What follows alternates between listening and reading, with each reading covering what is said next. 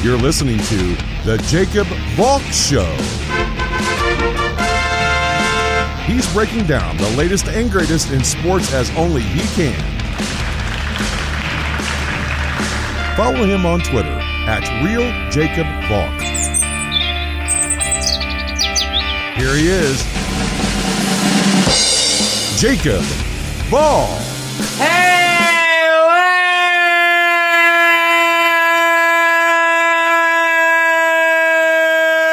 sports fans! Welcome to another edition of the Jacob Valk Show.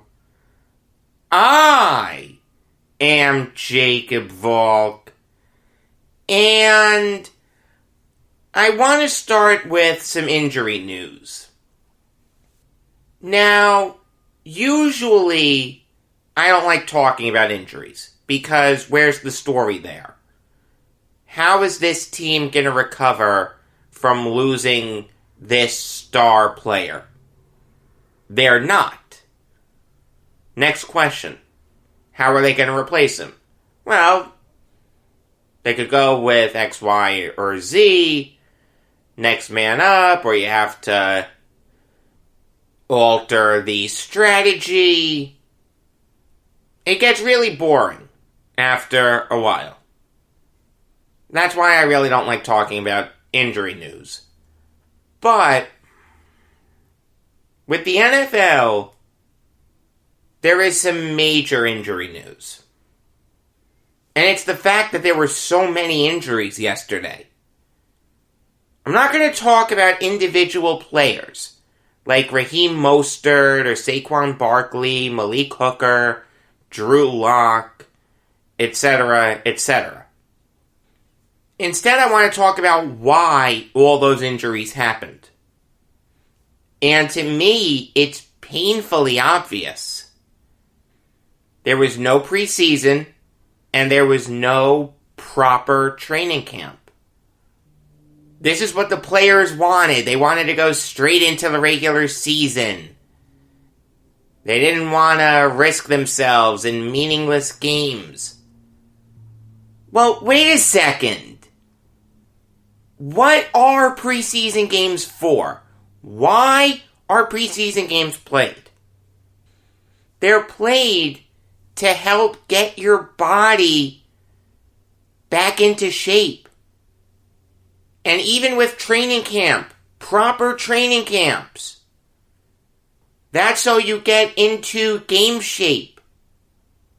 In the off season, it's very easy for people to lose track of their weight, not pay as much attention to strength training, and to get a little lackadaisical with their workout habits. I don't begrudge people for doing that. They're human. I would probably do the same thing in my off-season. But then with training camp and everything that comes before it, OTAs, mini camp, some of the drills, some of the scrimmages, stuff like that, that's to help you get back into shape. It's to help prime your body for playing the most physical game there is. Depending on what position you play, after a football game, you feel those hits for the whole week. There's a reason the team injury reports can run a mile long. If you land funny after a 300-pound man tackles you, you're going to feel that for a while. But this year, with the coronavirus, the players said, no, we don't want to risk it. They were more afraid of the coronavirus than they were not being in prime physical condition. I don't want to come off like I'm blaming the players for getting hurt. But you have to admit that it was short-sighted of them to forego a proper warm-up and just jump right into meaningful games. Training camps this year were a joke. It was more mental training than physical training. You look at a sport like hockey, those teams had training camp where they got themselves ready to play in the qualifying round or round-robin play. Baseball, some teams had intramural games. What did football do? Nothing close to that. This is what the players wanted. We don't want to risk our bodies in meaningless games. You're right that they're meaningless in terms of record, but that's not why they're there. You remember when you were younger and you'd play sports? Maybe not seriously, but you'd play like Little League Baseball or basketball at the local rec center or soccer with some of your friends. What would people always say? All right, before we play, we have to stretch first. We have to warm up. We have to do our drills. Personally, I hated it. I never understood it. And I'm not comparing myself to an athlete in prime physical condition, but it's the same principle. You need a proper warm-up before you play. These NFL players didn't get that. I wanted 2 preseason games to help separate the wheat from the chaff, but also to help get these players ready to play an incredibly physical game. If you don't warm your body up properly, this is what can happen. You can see these players go down like flies, and now team seasons are over. You think the Giants are making the playoffs after losing Barkley? You think the Broncos are making the playoffs after losing Locke? You think Sam Darnold's going to do anything without having competent wide receivers? You saw it in Major League Baseball. How many pitchers have gone down with injuries because they didn't warm up properly? Now, that's not their fault. I'm not begrudging the pitchers for getting hurt. But think about what happened. They got themselves geared up for spring training, pause, summer camp, and then 60 games. These athletes are creatures of habit. Once you alter their regimen, it can have catastrophic results. Why do you think teams spend so much on training staffs and strength and conditioning coaches and stuff like that? These guys tried to do the best they could with the tools that they were given. At the end of the day, I don't want to say it was predictable that we could have seen this massive influx of injuries, because I certainly didn't see this coming. But in hindsight, it was very predictable. Now, I understand that's Monday morning quarterbacking, and that's exactly what I'm doing right now. I'm recording this on a Monday morning, and I'm saying that the reason that this quarterback got hurt, cough, cough, Drew Lock, was because there wasn't a proper offseason. It's not his fault that he got hurt. It's not Barkley's fault that he got hurt. I'm not blaming the players for getting hurt. What I'm saying is the union was very short-sighted here. You notice how it's the younger players that are getting hurt? The union doesn't care about the younger players. They care about the vested veterans. It's why they were so gung-ho on canceling the preseason. That doesn't benefit the younger players. The younger players want that chance to prove themselves. But for the veterans who have a leg up on the younger players because they have more tape, of course it benefits them. And they know their bodies better than someone who's fresh out of college. So they're able to sense when something's wrong. Take a look at the Niners and their injuries. Garoppolo isn't an Iron Man. He's had injury concerns before. There's no guarantee that he wouldn't have gotten hurt if there was a preseason. Raheem Mostert, this is the first season that he's ever started a game. I'm not kidding. He never started a game before the Niners opened up their season against the Cardinals. Nick Bosa, injury concerns. Solomon Thomas, young player.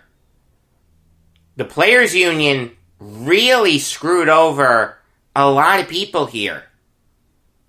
The injury-prone guys, too, need time to get their bodies back in prime game shape. A young player like Malik Hooker, out for the year. I don't want to say that this wouldn't have happened with a preseason, but I'll tell you, it would have been a lot less likely. The Players Union was extremely short-sighted. They screwed over the younger players. They screwed over the injury-prone veterans. At the end of the day, the moral of the story is, kids, before you play, you have to stretch. There is a specific NFL game that I want to talk about. And this is really the only game from Sunday that really caught my eye outside of the Jets. I mean, yes, Falcons-Cowboys caught my eye. Great comeback by the Cowboys. Epic choke job by the Falcons. What else is new? Giants-Bears. You give the Giants credit for fighting back, but at the end of the day, they got the loss. You want to tell me it's a moral victory that they didn't keel over and die? Okay, fine. At the end of the day, they're still 0-2. That really doesn't mean much. Vikings-Colts. Anemic performance by Kirk Cousins. He's human. Patriots-Seahawks. Fantastic Sunday night game. Russell Wilson is fantastic. Future Hall of Famer. Nice goal line stand by the Seahawks on Cam Newton. The final play of the game. Epic. Where are the stories there? The only NFL game that happened yesterday where there's a real story is Chiefs-Chargers. And the incredible stupidity of Anthony Lynn. I don't even want to talk about this from the Chiefs side of things. I don't want to waste your time with anything that's not really important. Mahomes played great. He's Mahomes. Of course he played great. The Chargers did a good job of stuffing Clyde Edwards-Helaire. I'll give him credit there. But after that, you can't have a much worse game than Lynn had. And it started with, ironically, an injury. Tyrod Taylor gets hurt, so the Chargers are forced to put in Justin Herbert. Nothing wrong with that. Not blaming Lynn there, and it was kind of a lucky break in the sense that there's not much pressure on Herbert. Yeah, he's going up against a great Chiefs team, but if he loses it, he lost to the defending Super Bowl champions in a game where he didn't have much time to warm up. and it's his first NFL start. If he wins, he's a hero. So all Herbert had to do was not mess up. Instead of looking like Nathan Peterman, he had to, I don't want to say look like Baker Mayfield, but just don't mess up. And Herbert didn't. Oh my goodness gracious, did Herbert look great. Completed 67% of his passes, threw for over 300 yards, was responsible for 2 touchdowns. Yeah, he threw an interception. Okay, fine. You saw the ability with his legs. Did a good job with Keenan Allen, good job with Hunter Henry, good job with Austin Eckler. He was in control out there. I mean, you saw it in the fourth quarter. The long drive, 17 plays, took over 10 minutes. Gives the Chargers the lead with 2 minutes left in the game. Then Mahomes did his thing, but again, he's Mahomes. That's to be expected. The game went into overtime. It's 4th and 1 at the Chargers' 34. You've got about 8 minutes left on the clock. You're going up against Patrick Mahomes. I had a couple flashbacks watching this game. The first was to the 2006 Rose Bowl. The USC Trojans had 4th and 2 at the Texas Longhorns' 45-yard line. They went for it. Matt Leinart handed the ball off to Lendale White. He was stuffed. Michael Huff did a fantastic job on that play. Then Vince Young engineers the great drive at the end of the game to win the game for Texas. Why am I bringing that up? The reason that Pete Carroll, USC's head coach at the time, went for it was because he knew that it didn't matter where Vince Young started that drive from. His own 1-yard line, his own 20-yard line, anywhere in between. He was going to drive down the field and score. Watching that game, you knew that Patrick Mahomes was going to find a way to have the Chiefs score. Maybe he wouldn't have thrown a touchdown, but he'd get them in prime position to score. You have to go for it. You don't give the ball back to Mahomes. I don't care what you decide to do. Run it up the middle.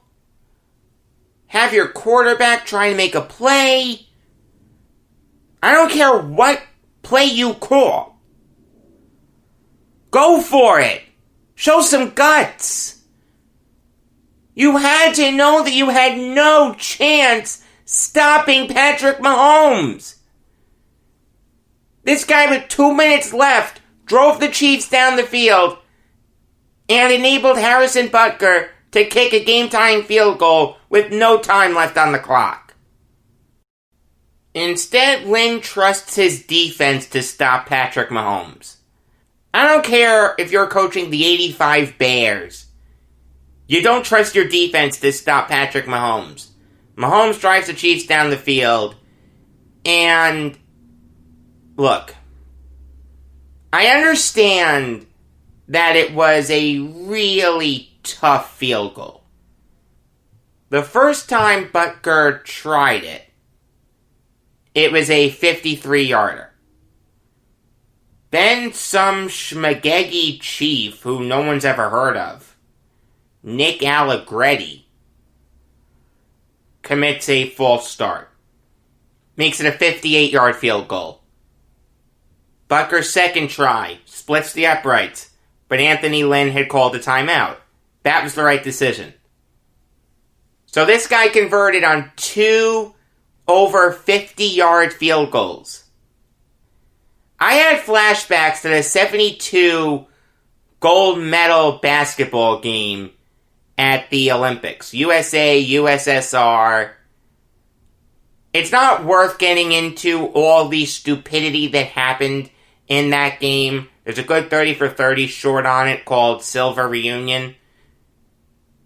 It's worth watching if you want to learn more about it, but the moral of the story is the referees really screwed over the U.S.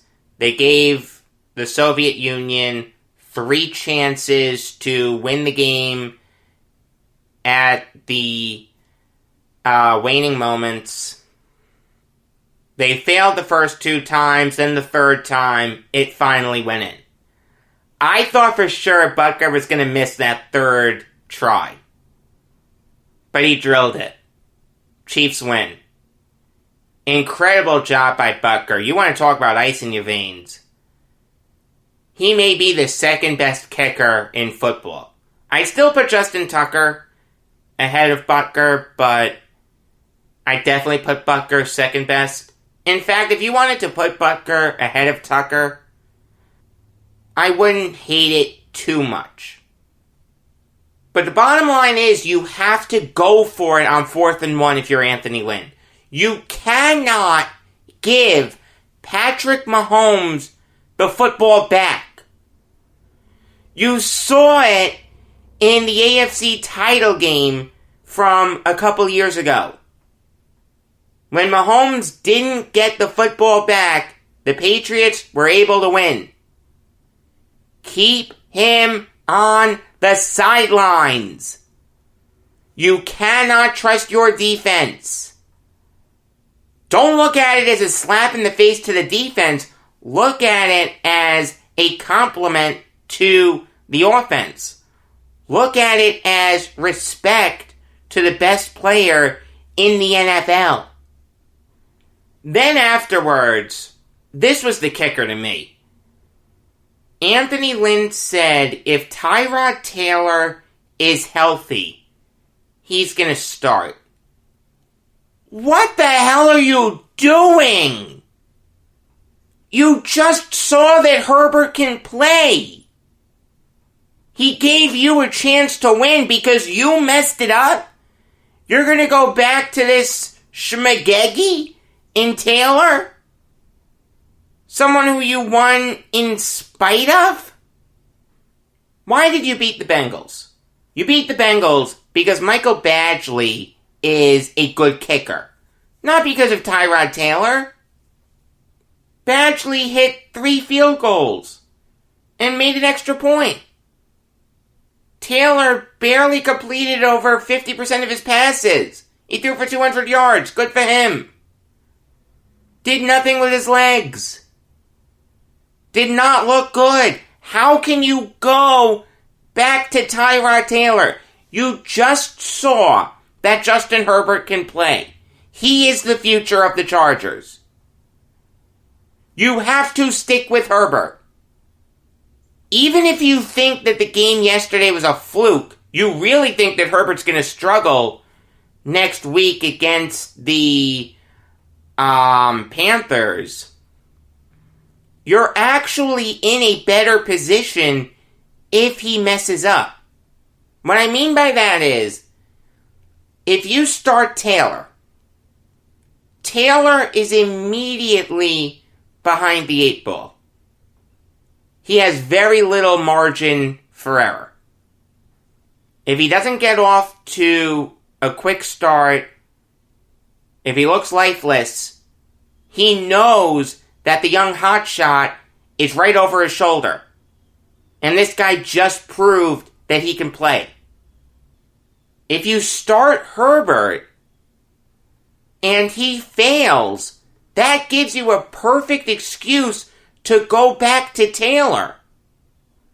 Worst comes to worst, he fails, and you say, you know what, we need to give him a little more time. He played great against the Chiefs, no question about that, but we want to settle him down so that way he can play like that on a consistent basis. If Lynn really goes back to Taylor, It is unfathomably stupid. Herbert's the guy. He's the real deal. I really liked him coming out of Oregon. This guy's the future of the Chargers, not Taylor. I don't get it. I don't understand the thinking from Lynn. Alright, now it's time to preview Saints-Raiders. The first game that the Raiders will play in Las Vegas.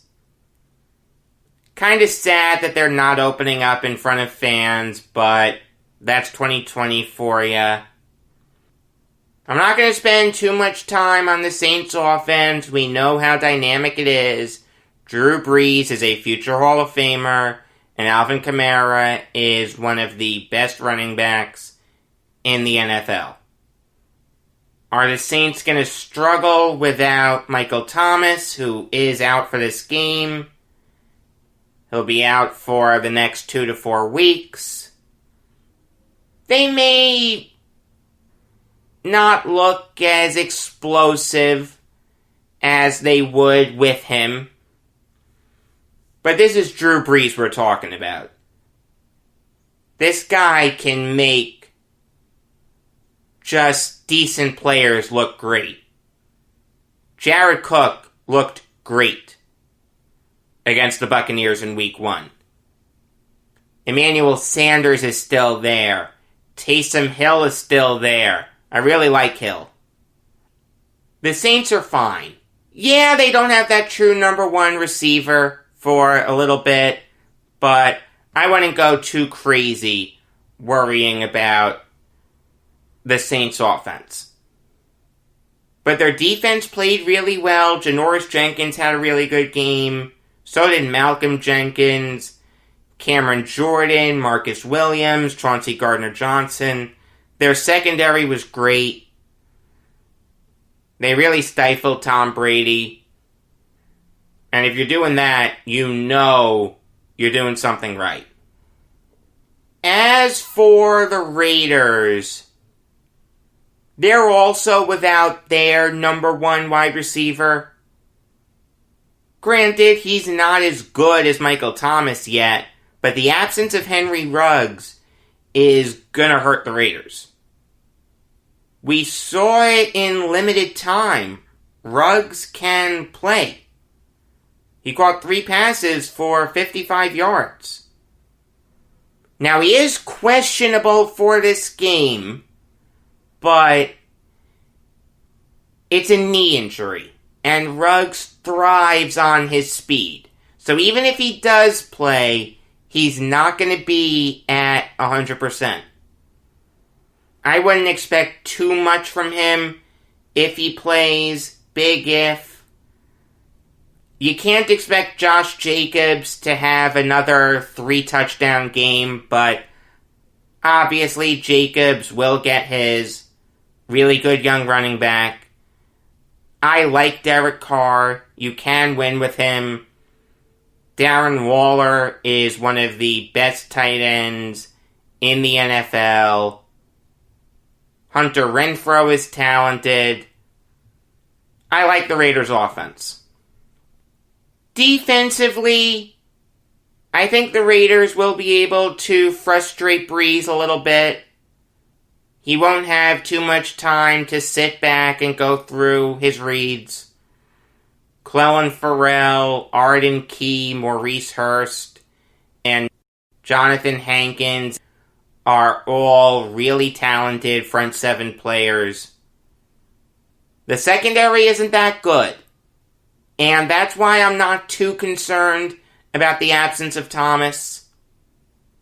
If Brees can get the ball out of his hands quickly, the Saints are in great shape.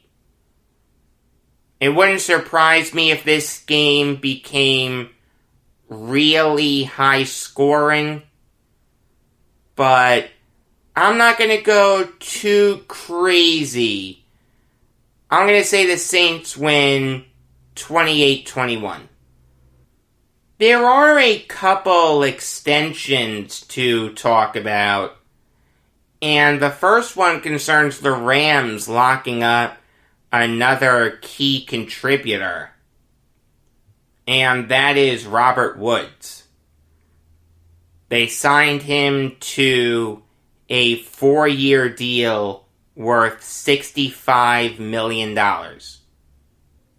That puts him in the top 10 in terms of highest paid wide receivers in the league. Woods is really, really good. I don't know if I'd call him great. He's never had more than 6 touchdown catches in a season. Last year he only had 2. But he had back-to-back 1,000-yard seasons. He turned his career around with the Rams, with the Bills. He was good, not great. Ended up with the Rams. Turned into a really, really good player. Him and Cooper Kupp are one of the best wide receiver duos in the NFL. At first, when you think about Woods as a top 10 wide receiver, it may throw you for a loop. But when you really stop and think about it, it does make sense. I like this move for the Rams. They've made a concerted effort to build up their offense, and in the early goings of this season, it's worked out. They're 2-0. Sean McVay, one of the best coaches in the NFL. The other extension is the Bears locking up Tariq Cohen for 3 years at $17.25 million. That puts him just outside the top 10 in terms of highest paid running backs.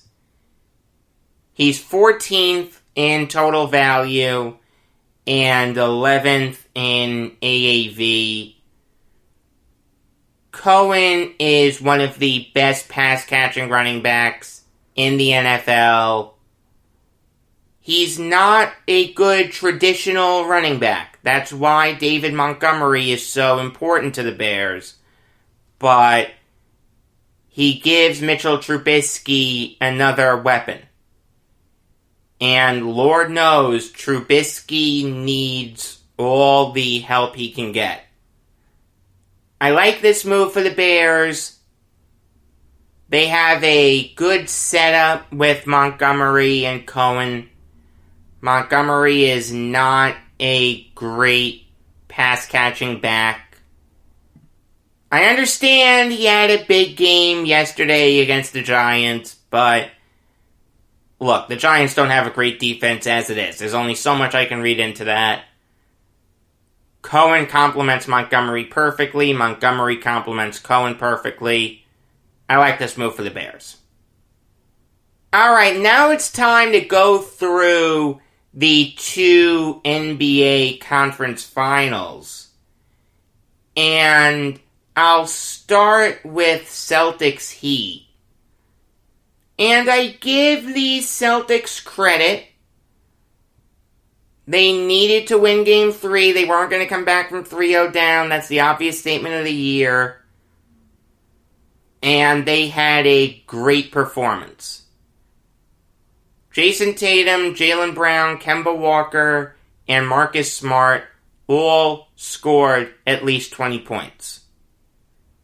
When those guys are clicking like that, the Celtics are unstoppable. Gordon Hayward did play. He came off the bench. He played 30 minutes, had 6 points, 5 rebounds, 4 assists, and 3 steals. Not the best performance I've ever seen from Hayward, but look, he had missed a lot of time. We didn't know how he was going to come back from the injury. I'll take it. He does give the Celtics some hope that they can come back in this series. I think it's unlikely, but it is possible. Also, I like that Hayward is going to stay in the bubble and not leave it for the birth of his child. Usually, I don't begrudge athletes for taking time off to deal with personal issues. Like, I saw a couple people on Twitter saying that James White should have played yesterday on Sunday Night Football. For God's sake, the guy just lost his father in a car crash, and his mom was in the hospital. In fact, she may still be in the hospital. How can you expect someone to play after that? Hayward is incredibly important to the Celtics. Without him, they were missing that extra element to their game. He had just missed a month. It's not a good look to come back and then leave right after that. If he didn't get hurt, I wouldn't have minded him leaving, but it's the right decision for him to stay in Orlando. As for the Heat, they have to get more production from Jay Crowder and Goran Dragic, but they've played really well in this series up until Saturday. There's only so much that I can say about that performance. Yes, they were dreadful. But, again, they've been really good up until that point. I'm not going to kill them too much. They do need to turn it around for Game 4, though. You don't want this series turning into a best 2 out of 3 if you're the Heat. You have an opportunity to put your foot on the throat of the Celtics. You have to go for it. Moving on now to Lakers Nuggets. And this game just exemplified the fact that you can't look past Denver. They're always going to keep fighting. They're always going to make you work. They were down 16 in the third quarter, and then the Nuggets came storming back. In addition to being up 16, the Lakers were up 8 with 3 minutes left in the fourth quarter. The Nuggets went on a 9-0 run to take the lead with 30 seconds left. Jokic was insane. He took over in the fourth quarter. He ended up with 30 points. Anthony Davis also took over in the fourth quarter.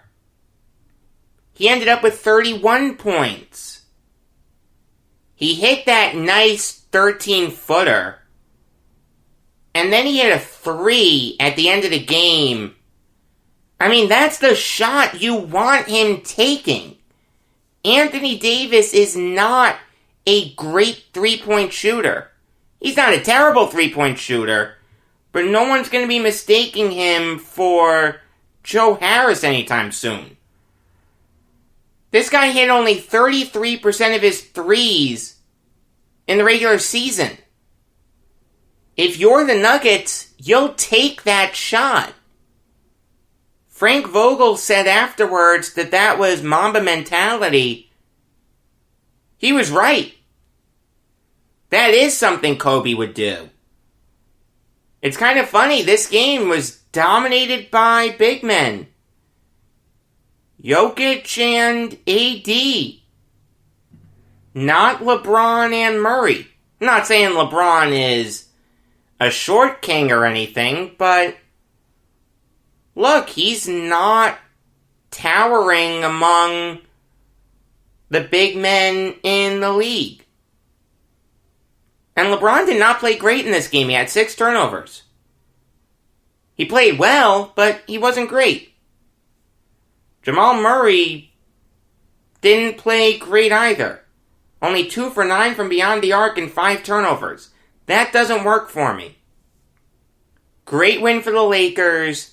The fact that someone other than LeBron was able to win the game for him late bodes really well for him. I also like that their supporting cast has stepped up.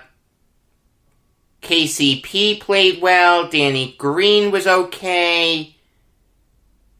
Rajon Rondo was distributing well. Dwight Howard was making himself known physically. I said that's what the Lakers needed to do, and now they're up 2-0. Believe it or not, I actually know a little bit about sports. Moving on now to the Stanley Cup Final. And I'm not saying this because I'm an Islanders fan. I'm not salty that they were eliminated. Am I upset? Yes, but it was still a successful season. But watching the Stars play on Saturday, didn't it remind you of the Islanders? The Stars only had 5 shots in the first period, but they limited the Lightning to 4. Now they stepped it up in the second period. The goal by Kiviranta at the end of the period was a killer. And this kid has a knack for scoring at the best times. I like Kiviranta. But after that, you're up by 3, headed into the third period. They did what the Islanders did. They just sat back. They only had 2 shots in the third period. One of them was an empty netter. The Lightning had 22 shots, but Anton Khudobin stood on his head.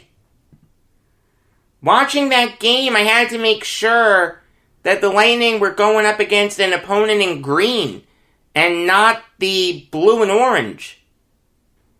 It was eerily similar to the Islanders. I said that they're very similar. And they are. If you can't see that, clean your glasses. Since the Lightning beat the Islanders, I thought that boded really well for their chances against the Stars. And look, it's only 1-0 Dallas. There are rumblings that Steven Stamkos can come back, and if he comes back, watch out. The Lightning just got that much scarier. But at the end of the day, this was a game that the Lightning should have won. When you have 22 shots in the third period and only give up 2, one of them being an empty net goal by Jason Dickinson, you should win. Instead, you went up against a hot goalie in Anton Khudobin. If the Lightning continue that onslaught of shots, it's going to be interesting to see what happens tonight. Moving on now to college football, and I'll start with Appalachian State versus Marshall. I didn't think that App State was terrible in this game. I understand that they only got 7 points, but look, Zach Thomas did not play bad. Cameron Peoples averaged almost 5 yards a carry, and they did have some big plays.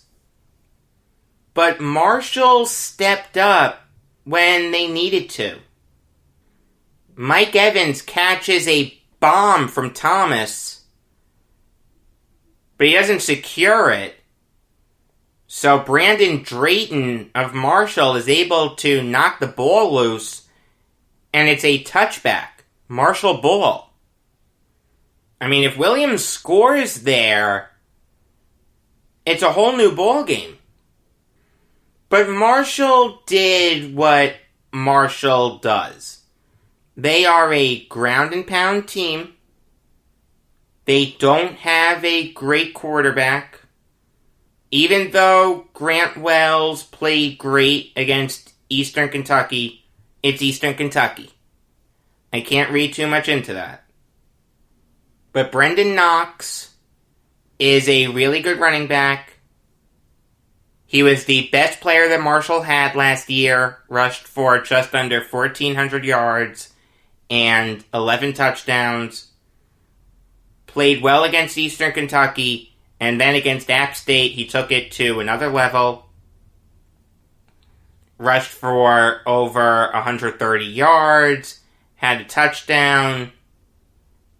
Knox is one of the most underrated players in all of college football. This was a good win for Marshall. They're now ranked because of it. First time since 2014. They deserve it. They're a good ground and pound team. It's going to be fun to watch what the Thundering Herd can do. They have lived up to their nickname so far, though. I will say that. The other game that I want to talk about is the shootout that happened in Louisville. Miami of Florida going up against Louisville. Oh my goodness. You couldn't catch your breath watching this game. In the first half, Louisville did not look good. Mikhail Cunningham did not look good. Tutu Atwell was a non-factor.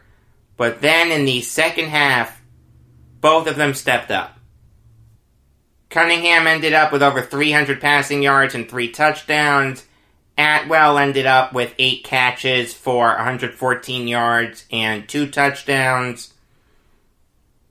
But ultimately, I picked Miami to win this game, and I was right. De'Aaron King showed what he can do. He threw for over 300 yards. He had 3 touchdowns. Cameron Harris, on just 9 carries, had 134 rushing yards. The 75-yarder that he had was insane. Brevin Jordan, 7 catches, 120 yards, and a touchdown. Their defense had a great first half. The Hurricanes played 60 minutes of good football. The Cardinals only played 30. At the end of the day, that gives you a great chance of winning if you're Miami.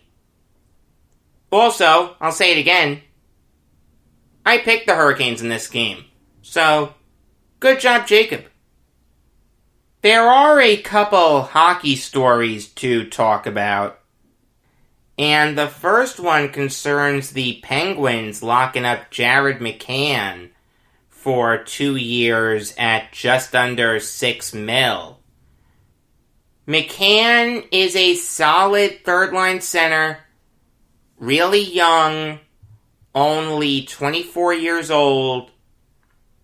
He's put together back-to-back 35-point seasons. He plays a sound defensive game.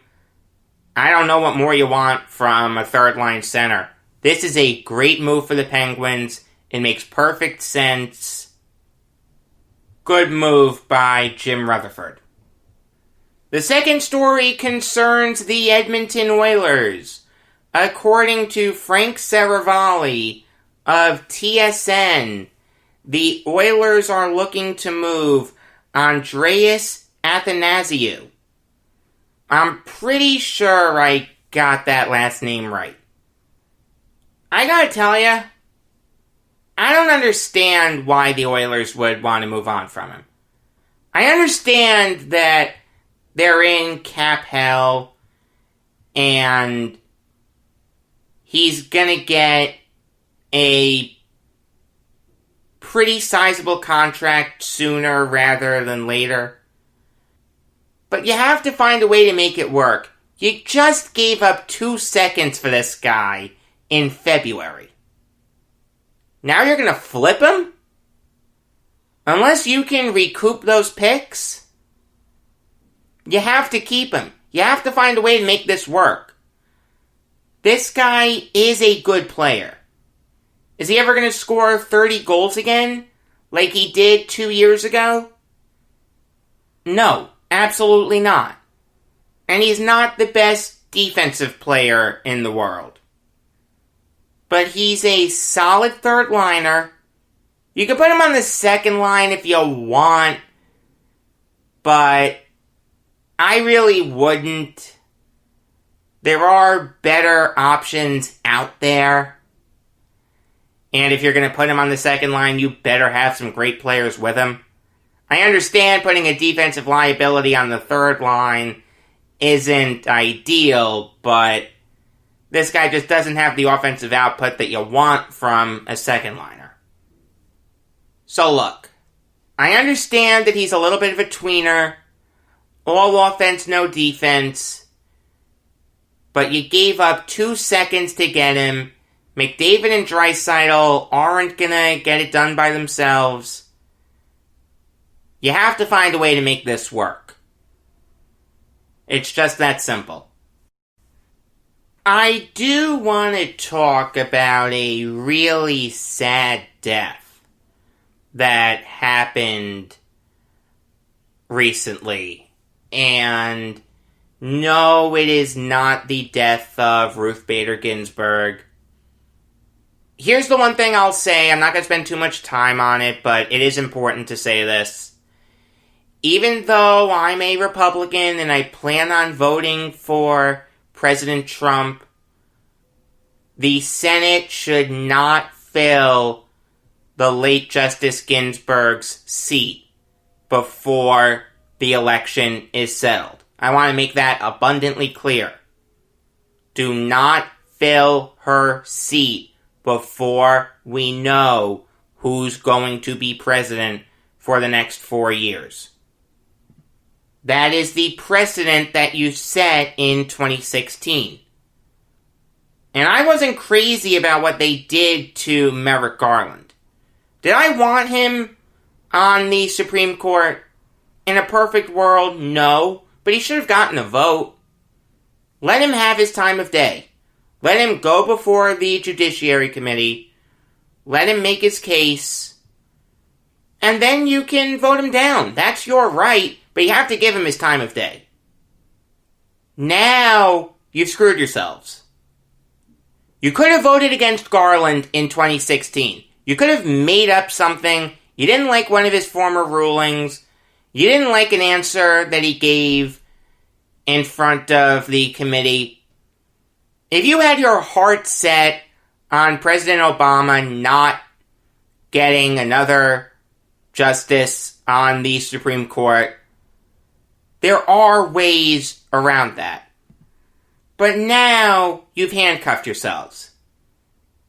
You said that you want the American people to decide who should get the chance to replace a Supreme Court justice during an election year. You didn't say anything about checks and balances. You didn't say anything about contested elections, which, granted, aren't bad points, but it's not what you said in 2016. Alright? If you push someone through like Amy Coney Barrett or Thomas Hardiman, whoever, you'll come off as a liar, you'll come off as a hypocrite, and good luck in your next election.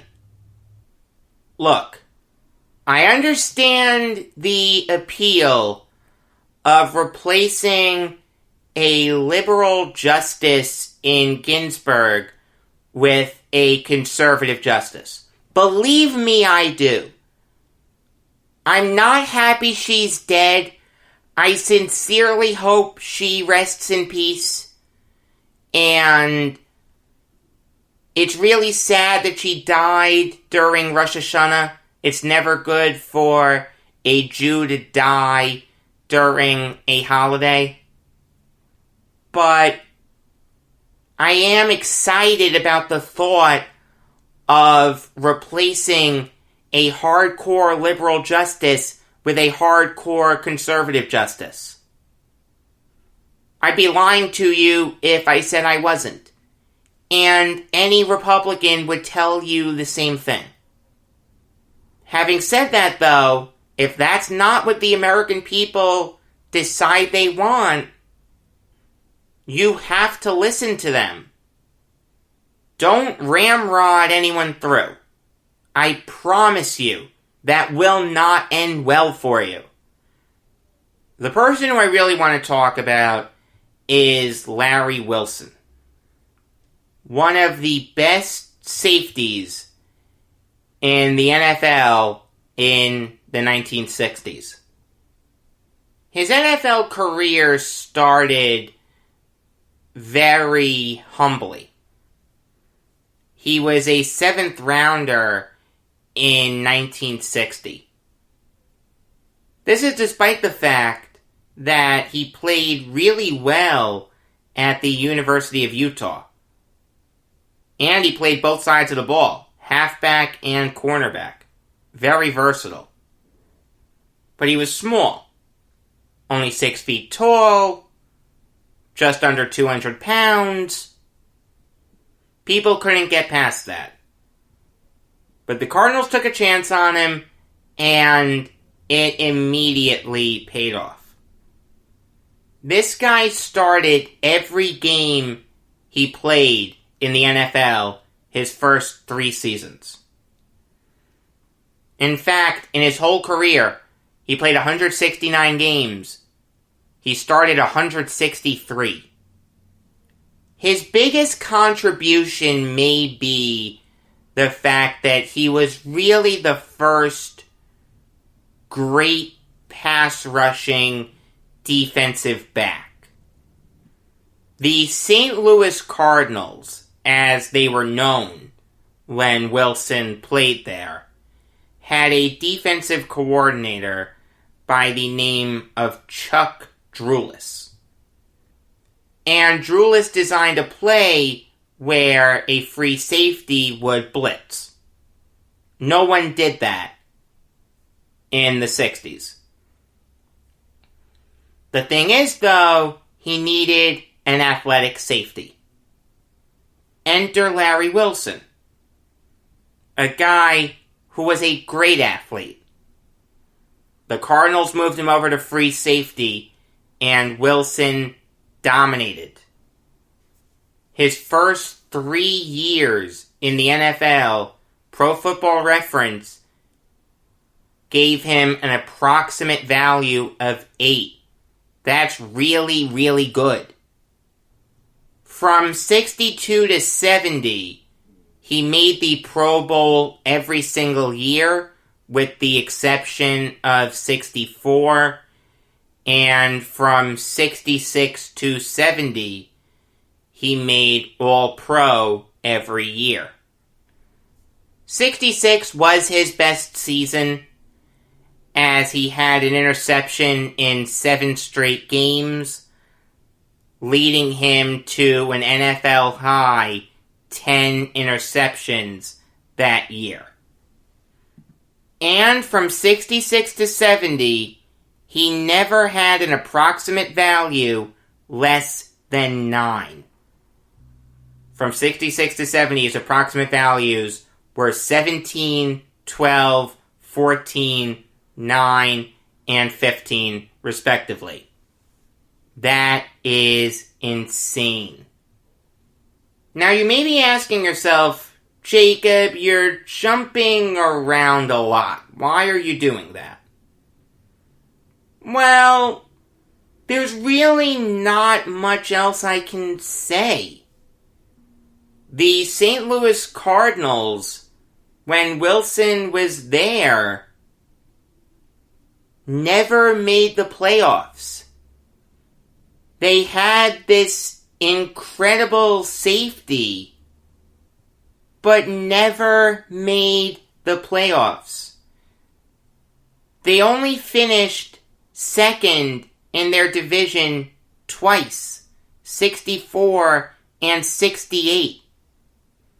That was the most success that Wilson's teams had. But that doesn't take away from the fact that this guy was a spitfire. He was a master motivator. He once intercepted a pass with casts on both of his hands because he had 2 broken wrists. He made the Hall of Fame in 1978. He also made the NFL's 1960s All-Decade Team and their 75th and 100th anniversary all-time teams. He has his number 8 retired by the Cardinals and is in their Ring of Honor. He deserved every accolade he got. May he rest in peace. New York Yankees show later today. Regular episode of the Jacob Valk Show every weekday afternoon. Until next time, I am Jacob Valk saying that my 10-hop singles are now getting through the infield on 8 hops with these juiced baseballs.